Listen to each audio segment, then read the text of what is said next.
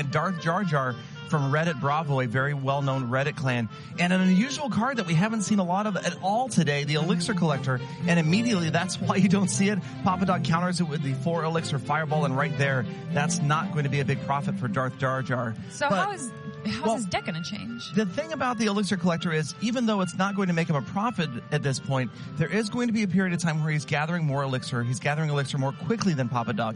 And as you can see, he's gaining Elixir a little bit faster now. He's split the 3 Musketeers, so this is exciting. It's another fun deck to watch. The 3 Musketeer deck along with the Elixir Collector that gives you that opportunity to spend 9 Elixir at once.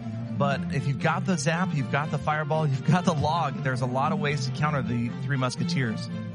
Looks like the Giant's going to take down that Inferno Tower, but I doubt it's going to reach PapaDOG's tower before it dies. And the Mega Minion wiped out that last Musketeer before they could get to that right tower. So you can see PapaDOG taking just a little bit of damage on the left tower. And both players just barely chipping into the other player's tower in the first minute. You could see the spectators start to pour in. Another Elixir Collector goes down. So the Hog Rider coming off the right-hand side and the Ice Spirit trying to do work to help preserve that Hog Rider a little bit longer.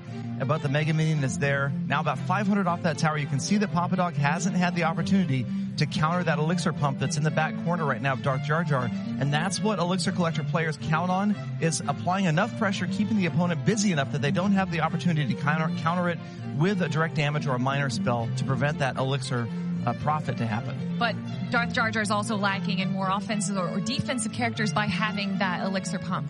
Right. I mean, it can be played as a defensive structure occasionally, especially in a clutch moment. But right here, this is where DarthJARJAR's Elixir Collector is starting to give him big profits.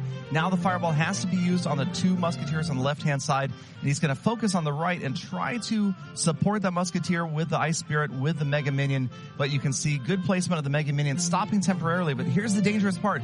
That Musketeer, badly damaged, even a badly damaged Musketeer, does just as much damage as a full health one. And that tower down to about 1,000 hit points.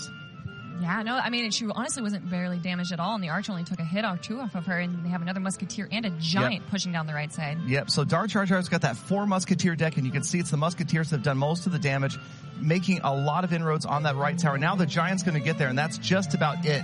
There's so much pressure on this right tower. 38 hit points is all that's left. That's 1 Musketeer ball getting in there, and here it comes. That's going to be tower down, and 15 seconds left. No chance for PapaDOG to make a comeback.